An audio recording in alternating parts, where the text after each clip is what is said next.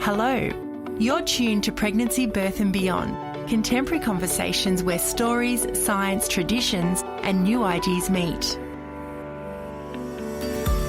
There's a process inherent in becoming a mother that pushes us past our edge, that makes us grow from being a woman to becoming a mother.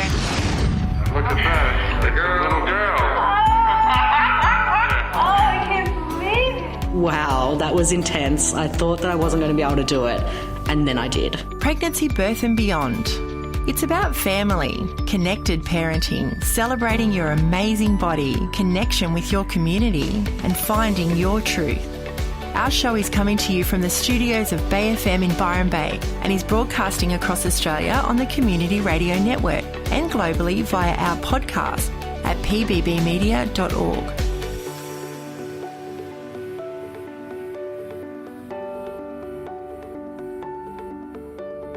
This episode is proudly sponsored by Weleda Certified Natural Skincare.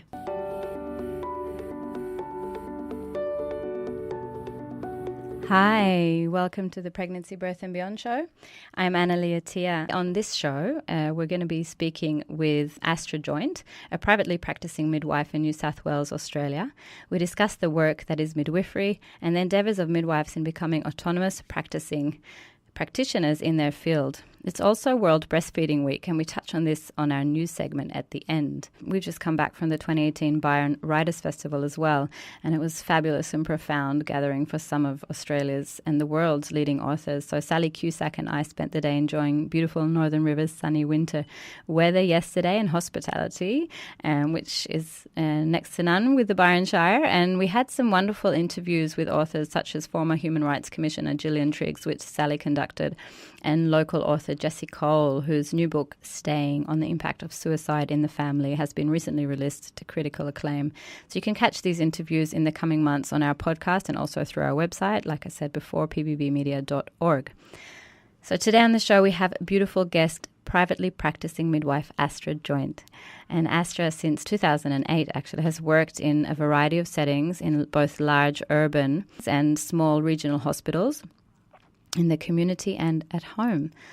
Primarily working in midwifery group practice models, Astra has also provided valuable collaborative care for women experiencing complex pregnancies and has taught group antenatal classes and breastfeeding education. Astra works with families from diverse backgrounds and is a passionate supporter of maternity care that puts the needs and desires of the woman and family at the centre of relationship-based continuity of care. Astra, welcome, massive, huge welcome to you to the show today. Hi, thanks for having me. Oh, it's a pleasure. We're so passionate here at Pregnancy, Birth and Beyond about the type of work that you do and supporting midwives in order to support mothers. We know that from the latest research that it's from around the world, from one of the biggest researches that has ever been done on better outcome or best outcomes for mothers and babies, that having continuity of care from a midwife throughout pregnancy, birth and early days and the early weeks after birth is vital for better outcomes for mothers and babies. Yeah. How did you get into this work? Well, I think I'm really fortunate that unlike lots of people, I kind of always wanted to be a midwife. I always knew what I wanted to do from when I was a teenager. I mean, probably it all started back in the mid-80s when my youngest sister was born at home. And I can't say that it was like a mind-blowing, life-changing event. Really, in reflection, it was just so normal that the midwife came to our home. My mum didn't have to go to hospital like she did with my middle sister. It just made everything so normal that when I went on to have my own child, 24 years later, or 14 years later, I didn't even consider going to hospital to have my baby. It was just like, why would I do that? It's so normal to just have your baby at home if you're with a midwife, if you're a well woman. But somewhere in between that time, I had just chanced upon in the library actually, just randomly picked up a book that was sort of a photo essay on birth, and just flicking through these photographs of women birthing in all different contexts, I don't know, it just struck something really deep in me as a teenager, and I've just thought, wow, I want to do that. That's what I want to do. And it wasn't about, the desire to, birth 100 babies myself. It was about wanting to be involved in that amazing process. Yeah. So, I think that's where it sort of started for me. I've heard so many stories like that when you kind of, you just know from the inside that it's part of your calling, part of what you're going to do in your life. Yeah. It rings so true when you see it. And it's wonderful to get to a profession from that place rather than something that, I should study medicine or I should, you know what I mean, kind of getting into maybe from that position sometimes and not really knowing where your passions lie, but actually to have your passion kind of lead you to study and lead you to a profession. In terms of your work, where were you working? How did it start once you finished your studies? And did your studies, do you think, compared to what's out there today and also the research that's available to us, evidence-based research, did your studies reflect what you were about to experience out there in midwifery world? Yeah, I think yes and no. So I was always really clear that I didn't want to do nursing, and so I sort of, the timing worked out for me that by the time my son started primary school, the Bachelor of Midwifery, which is a direct entry midwifery degree, had sort of started in New South Wales. Was living in this area, and I moved back to Sydney to do that course at UTS, and I was in the second intake, so we didn't have any graduates yet of this new degree of just midwifery. Look, it was an interesting time. I had the good fortune my course was designed and sort of implemented by lots of the the leaders in midwifery research in Australia at the time.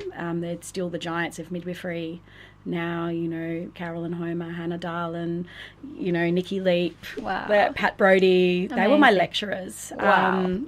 Wow. I was so fortunate. They were incredibly passionate about this new wave of midwives that were really had woman-centred care sort of embedded in. It was the foundation of everything we did, so that we weren't sort of coming from this illness paradigm of nursing and then having to relearn wellness. The foundation of our whole course and our whole education was about supporting normalcy and supporting women from that place.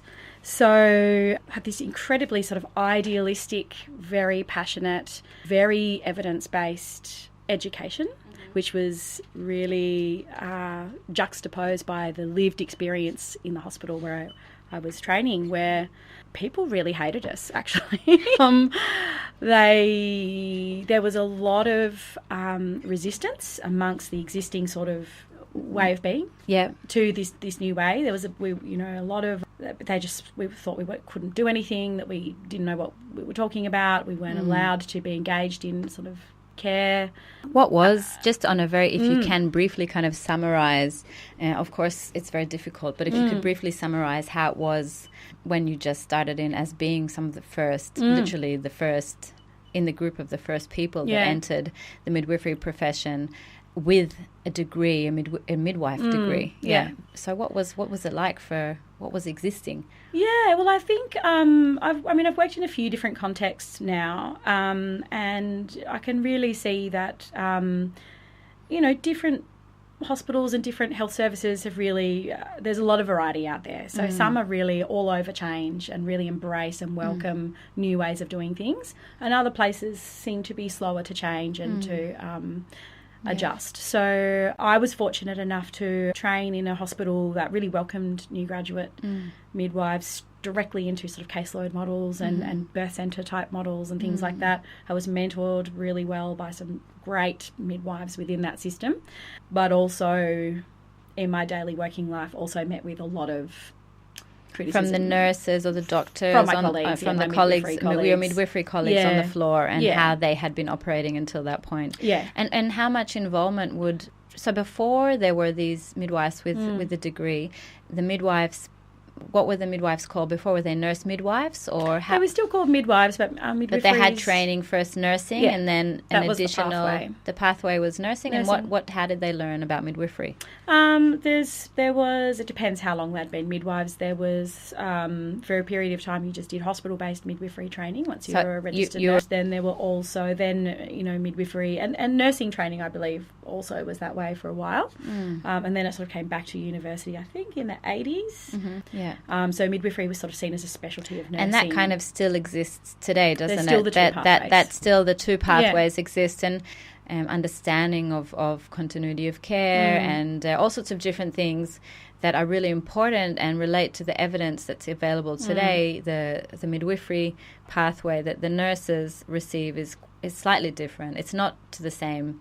Yeah, it's not to the same degree, really, that a midwife receives these days at university, the kind of extensive training that they get. Yeah. And, I think as well, I mean, the sort of one of the differences that I notice is that the student midwives who are already nurses, they don't get as much one-on-one time. They get very little, actually, one-on-one sort of mentorship with midwives, and then they're thrown into caring for women as students, which on the one hand is great. I've learnt so much I know just through working with women families. But by the same token, I'm really grateful that I spent 3 years working side by side with so many different midwives to just really see there's just a multitude of ways. I've had conversations in the last few years where, especially as I've moved away from the place where I trained and I'm just a new midwife, where I work now, and people will go, are you just a midwife? You couldn't tell. Doctors, I had one doctor go, well, you're good enough. You could have been a nurse. And that's a really powerful statement that you've just made, and it plays into the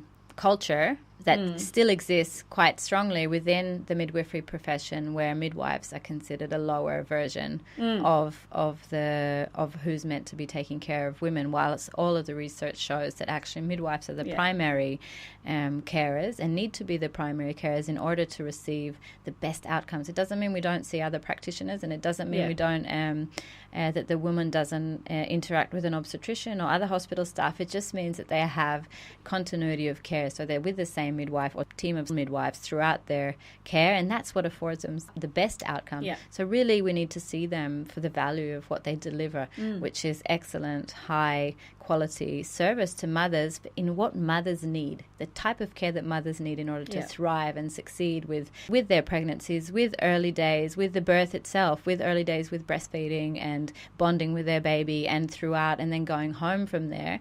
The quality care of a midwife throughout the whole process, of somebody who knows this woman and connects with her, communicates with her, and offers a space for her to share her troubles and issues and what's going on for her. That's what's going to help the mother succeed for later on.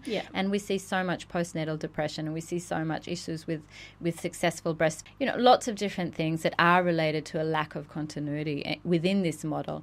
And I think it's only when we're able to see more respect and understanding and validity for this profession within the profession itself for midwifery, then we're going to see much better results across the board for mothers and babies. We're Pregnancy, Birth and Beyond, and I'm Annalee, Atia, and today on the show with me is guest Astra Joynt, a privately practicing midwife in the Northern Rivers, and we're just discussing the various aspects of midwifery, and we're going to talk to Astra about how she became a privately practicing midwife. In Australia, we've got about 98% of women giving birth in hospital. Most of the midwives working with women within the setting of midwife or maternity care are working within hospitals. And in Australia, there's been quite a few difficulties in the last few years for midwives being able to practice privately, and we'll talk a little bit with Astra about that as well. But first, we want to hear about your pathway in becoming a privately practicing midwife, and how you did it as well. Oh, thank you. Well, I think it was always my intention to become a private midwife. When I had my own child, as I said, I had a home birth, and it was the early 2000s. I think a lot of this research was sort of becoming more mainstream around the kinds of experiences you could expect if you gave birth in hospital, and the kind of care that you might expect if you gave birth with a private midwife. And to be honest, I was pretty vehemently anti-hospital back then, and I probably even entered my degree with that kind of attitude. So it's actually been really important and really good for me as a midwife and a person to spend 10 years working in the hospital system. I never intended it to be this long. But I kind of left my degree, finished my degree, champing at the bit to get into private practice. And by the time I'd done my sort of 3 years that's sort of legally required, 3 years in hospital practice. 3 years full-time experience before you can sort of apply for that next level of qualification, which would give you Medicare, a provider number, and the ability to provide rebates. This episode is proudly sponsored by Weleda Certified Natural Skincare. Their 100% certified natural baby care range with organic and fair trade ingredients has won numerous awards and has been developed in partnership with midwives to support the development of healthy skin. Choose from a range of products that work with baby skin, from normal through to hypersensitive and eczema-prone skin. For a limited time, Australian audiences are entitled to a 20% discount on any online orders over $29.95 when they quote the promotional code of NATURAL. Head to weleda.com.au. Weleda, in harmony with nature and the human being.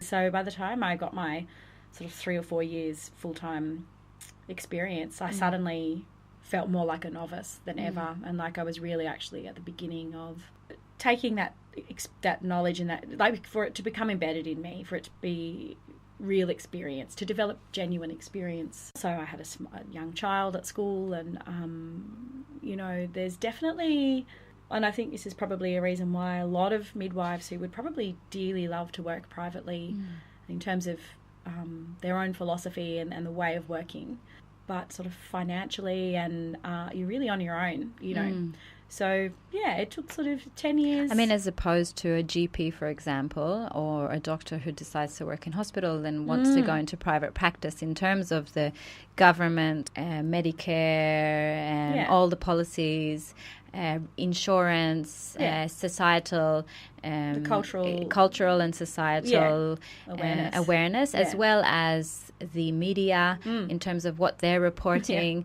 There's 0 to maybe 10% max support compared to 100% support for other paths for doctors, and it's probably the only profession within the medical profession that receives such little support compared to other medical professions, each in their own right to what they're relevant. But in terms of the skills and the research showing how the value of midwifery, the midwifery profession, and in reality the perceived value. So which is very important, because often we're so big about the research and this, and we've got to do what follow the rules and everything and blah blah blah. But actually, it's often the perceived value and somebody's cultural beliefs that impact the end result of what's available to us as a society from all of those aspects, whether that's policy to media to it's true. Actually, it's nice to hear you say that in a way, because I guess you're right, and I've only just started private practice, so I can't speak on behalf of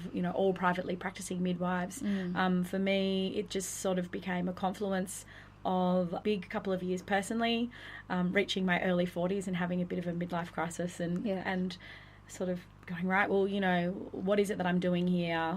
What is it that I want to do with my life? This is what I thought I was going to be doing, and why aren't I doing it?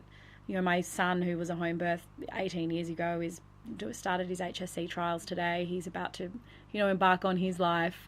So sort of what next for me? And also, I think it just started to dawn on me. I was being really grumpy at work. I was getting really angry all the time, and I was realising that I was spending a lot of time sort of huffing and puffing and, feeling really, for the first time, instead of sort of lacking in confidence, I guess, suddenly 10 years had flown by, and I just started to realise, actually, I've got skills and I have experience, and my knowledge and my experience is not recognised in this context. It is to a point, but the sort of cultural domination of medicine over midwifery as just a setup means that a junior doctor can walk into their first day on the job and they can overrule my recommendation or they don't even have to ask me what I think about what's happening with the person that I'm caring for all day, or maybe even because I mostly have worked in a caseload model, I may have worked with this woman for months and months and months,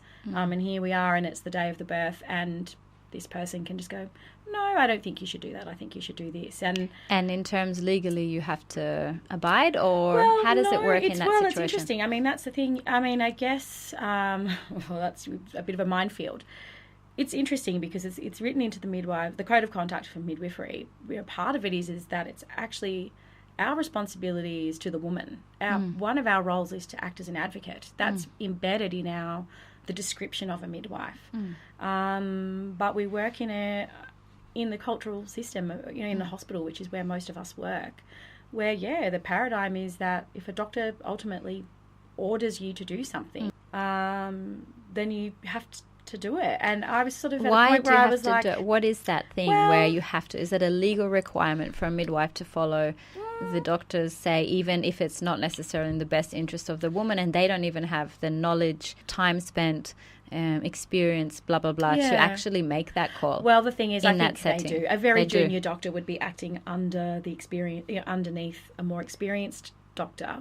And look, I've thought about, I think about this stuff a lot, and I think acting part as of it, in they were told to. If somebody do that? was literally on their first day of the job, they would have reported what I had described to their more senior, their experienced doctor. Yeah. So it all sort of works in these layers.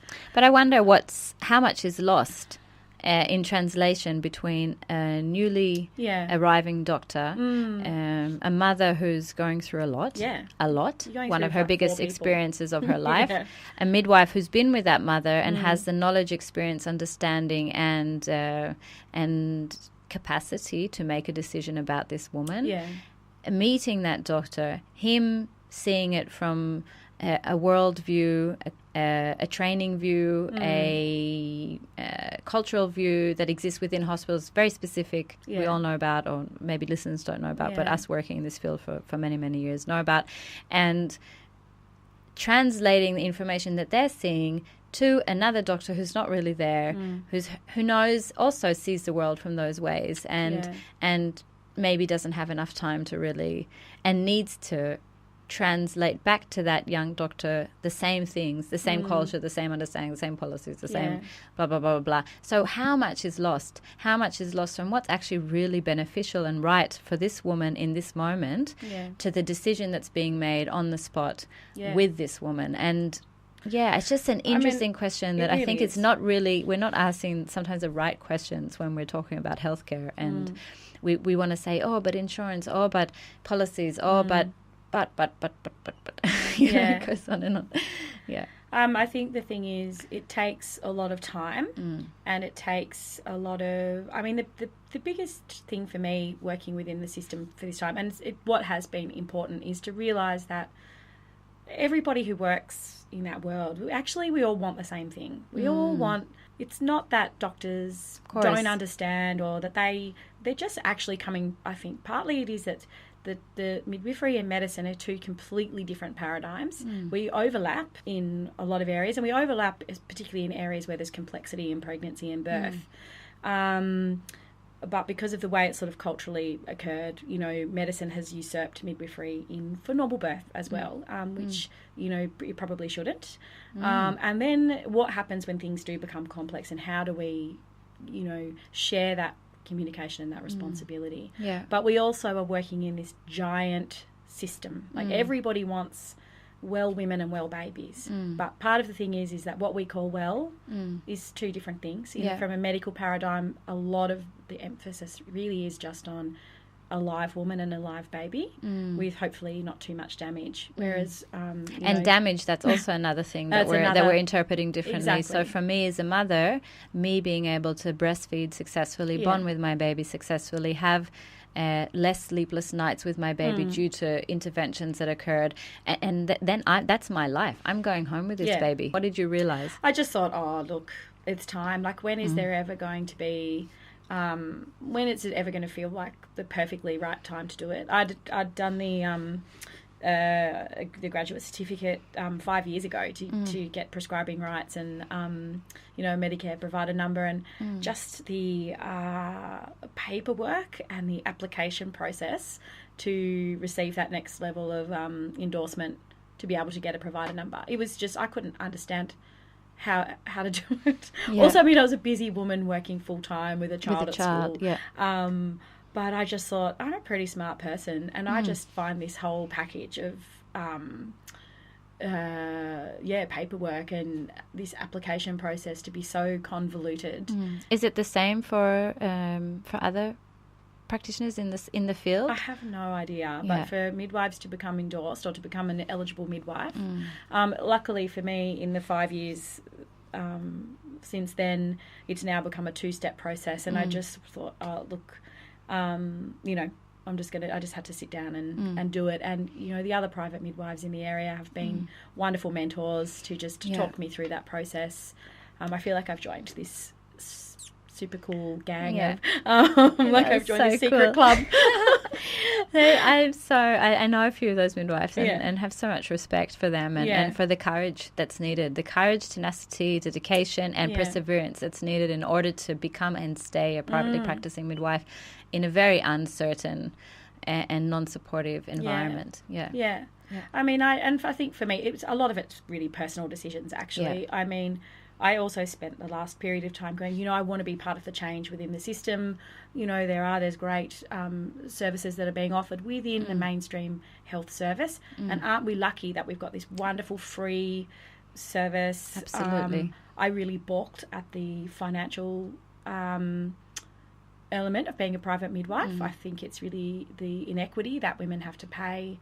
They can have a free birth in the public system, and yet sort of give away almost their rights or chance their experience, or they have to pay a significant amount of money to employ a private midwife. And I think that's not equitable, and that's one of the issues with the sort of system that we have at the moment. So tell us a bit, kind of what drives you, what's behind Astra and midwife Astra. Well, I think it just popped into my head while that song's on. I just love that song. It reminds me of driving around in my car, off doing home visits, and which just always gives me such a buzz. But it just popped into my head. I used to do massage years and years ago, and people would always ask me, when they would find out that I really wanted to be a midwife. Women's, birth stories just come tumbling out of them. Even, now, grandmothers, aunties, women remember their births 60 years later, and they would be crying over their births, talking about things that happened. They never forget it, and it really impressed upon me, before I even started my training, that what I do will make a difference might make a difference or impact somebody's life for the rest of their life, which sometimes feels like a real burden and responsibility. If I'm having a crappy day or I've got my own stuff going on, it can be a real challenge to just, put all of that aside and step up and be present, really do my best in every instance to just to remember that, it's not about me, and I'm there to just facilitate an experience for this woman, whatever that looks like for her. Astra, thank you for coming on the show and sharing your passion and your experience with us here for our listeners. And I'm sure they've had a wonderful time listening to you as well. That it is World Breastfeeding Week this week, and it is celebrated every year from the 1st to 7th of August to encourage breastfeeding and improve the health of babies around the world. This year's World Breastfeeding theme is Breastfeeding, a Foundation for Life. In 2018, the World Health Organization and United Nations Children's Fund issued a new 10-point guidance to further raise awareness on the cruciality of early breastfeeding. This report recommends mothers to start breastfeeding in the first hour after birth. Early initiation has numerous immunological and nutritional benefits for newborns and have been found to reduce mortality in babies under the age of 1. Breast milk is considered to be a baby's first vaccine. It is rich with immune and non-immune components which resist infection and also accelerate intestinal maturation in a child. And exclusive breastfeeding reduces the risk of diarrhea, pneumonia and other infectious diseases in comparison to infants who drink other substances to breast milk. And colostrum also reduces the death from hypothermia and helps in epithelial recovery and protects children from infectious diseases.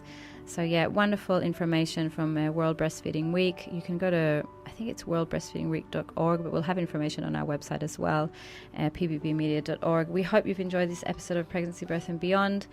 If you have a story you'd like to share with us, drop us a line at hello@pbbmedia.org. We hope you've enjoyed this episode of Pregnancy, Birth and Beyond. Tune in next week for more information and inspiration, bringing us full circle.